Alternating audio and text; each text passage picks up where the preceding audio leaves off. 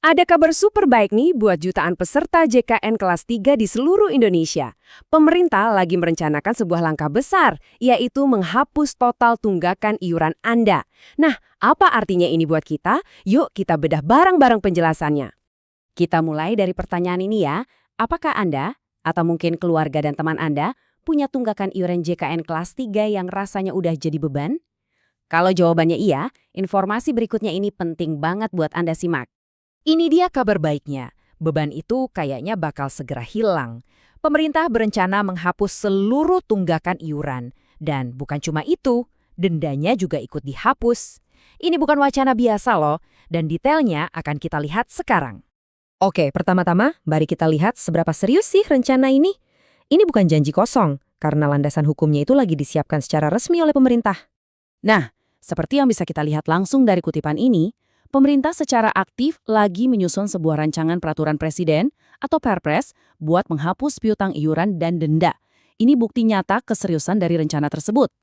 Terus apa itu rancangan Perpres? Gampangnya gini, ini tuh draft peraturan resmi. Sebuah langkah formal sebelum sebuah rencana disahkan jadi kebijakan nasional yang mengikat. Artinya, prosesnya udah masuk ke tahap yang sangat serius dan legal.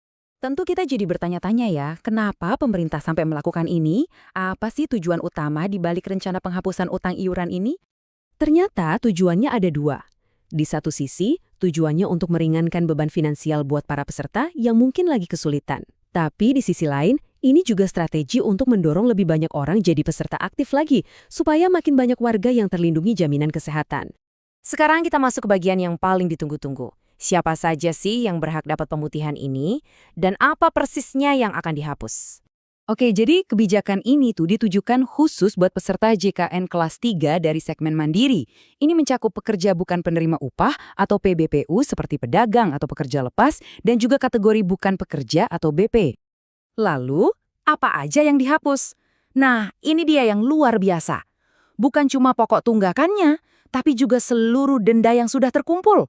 Singkatnya, ini adalah pemutihan total. Semuanya kembali ke nol. Nah, supaya kita paham kenapa kebijakan ini diambil, kita perlu lihat gambaran besarnya. Soalnya, rencana pemutihan ini bukanlah satu-satunya bantuan dari pemerintah untuk program JKN loh. Faktanya, bantuan untuk peserta kelas 3 itu sebenarnya sudah ada sejak lama. Perlu kita ingat, sejak tahun 2021, pemerintah itu sudah memberikan subsidi untuk iuran bulanan mereka. Jadi, besaran iuran resmi untuk JKN kelas 3 itu kan Rp42.000 per orang setiap bulannya. Tapi, peserta nggak membayar jumlah itu secara penuh. Rinciannya begini. Dari total iuran Rp42.000 itu, peserta hanya membayar Rp35.000. Sisanya, yang Rp7.000 itu merupakan subsidi langsung dari pemerintah setiap bulannya. Dan kalau kita bedah lebih dalam lagi, bantuan yang Rp7.000 itu pun sumbernya dibagi. Sebesar Rp4.200 datangnya dari pemerintah pusat, dan sisanya Rp2.800 ditanggung oleh pemerintah daerah. Komitmen pemerintah itu nggak cuma soal subsidi loh. Untuk peserta penerima bantuan iuran atau PBI, tingkat konsistensi pembayaran iuran dari pemerintah itu sudah mencapai lebih dari 99%. Ini menunjukkan keseriusan pemerintah dalam menjaga program JKN tetap berjalan. Jadi, setelah semua detail teknis tadi, apa artinya ini semua bagi Anda sebagai peserta?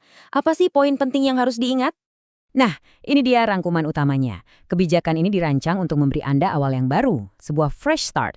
Ini adalah kesempatan emas untuk menghapus beban utang masa lalu dan membuka jalan agar Anda bisa kembali menjadi peserta JKN yang aktif, sehingga Anda dan keluarga bisa mendapat perlindungan kesehatan tanpa rasa khawatir lagi. Pada akhirnya, ini membawa kita ke sebuah pertanyaan yang lebih besar ya.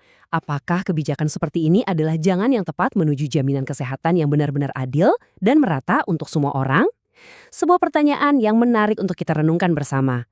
Terima kasih sudah menyimak.